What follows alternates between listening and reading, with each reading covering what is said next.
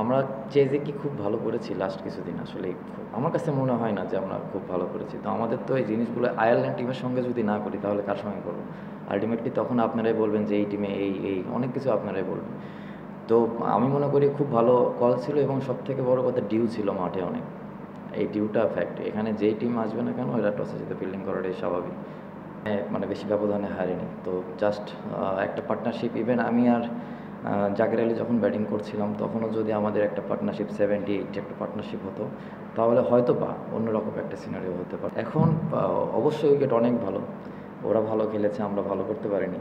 উইকেটের কোনো এখানে দোষ দিয়ে লাভ নেই। আমরা নিজেরাই আমাদের এক্সিকিউশনটা ভালো করতে পারিনি। আর্লি কিছু উইকেট পড়েছে, যেটা বললাম একটু আগে যে যখন আমরা খেলাটা ধরেছিলাম আমি আর জাকের আলী, তখন ওই সময় আমাদের উচিত ছিল যে আর একটু খেলাটা যতটুকু নিয়ে যাওয়া যায় তাহলে হয়তোবা আমাদের ওটাই লাস্ট প্লেয়ার ছিল, তাহলে রিশাদ সাকিবের জন্য ইজি হয়ে যেত জিনিসটা। আমার কাছে মনে হয়েছে যে ওরা দুজন ক্যাপাবল, অবশ্যই ভালো ব্যাটিং করে দুজনের, সাকিব রিশাদ। কিন্তু ওরা যদি আর একটু লেটে আসতো, আরও ধরেন 4-5 ওভার আছে এরকম সময়ে যদি আসতো তাহলে তখন খেলাটা অন্যরকম হতো।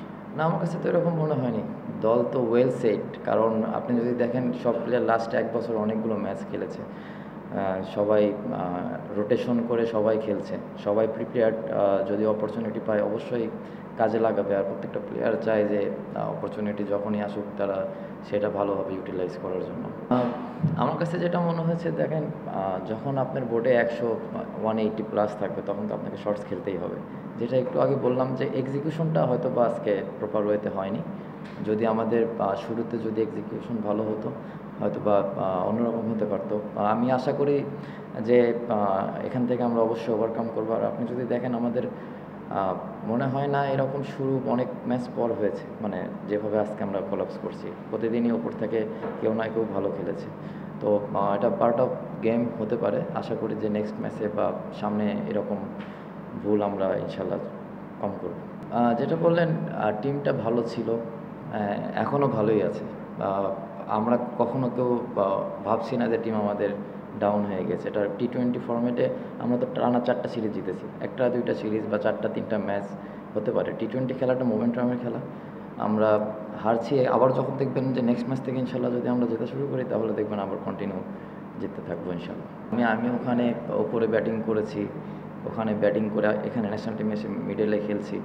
দেখেন যেহেতু এটা টিম গেম, আমার ওপরে তো এই মুহূর্তে খেলার মতো আসলে কোনো জায়গা নেই। এবং আপনারাও অনেকে হয়তো ভাবেন আমি টিমেই থাকার মতো না।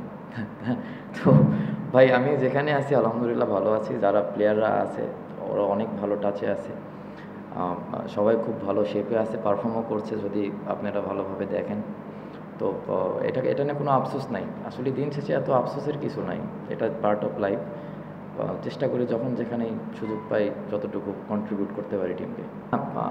আমার কাছে যেটা মনে হয় টোটালি চিন্তাভাবনায়।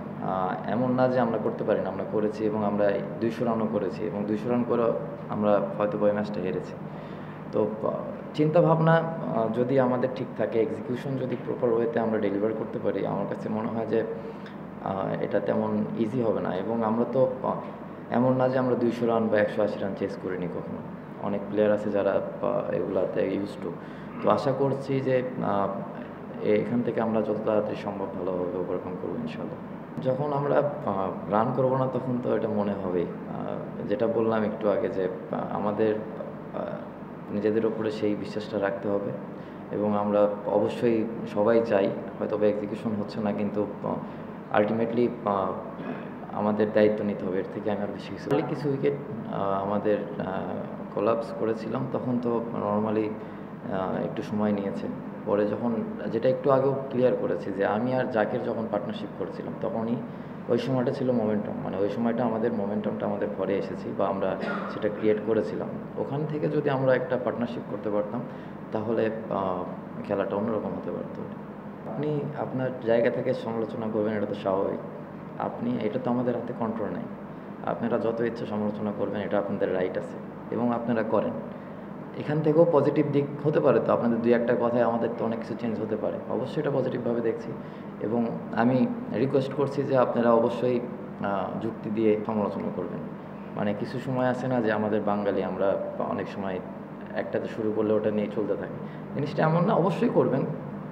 আমি চাই আপনারা করেন, যে এখান থেকে তো অনেক কিছু আমাদের মেসেজ আমরাও পেতে পারি যদি ভালো করে। টপ টু বটম সব জায়গায় ইমপ্রুভমেন্টের জায়গা আছে আমাদের। যখন ইমপ্রুভমেন্টটা হবে তখন আমরা ইনশাল্লাহ ভালো কিছু করবো।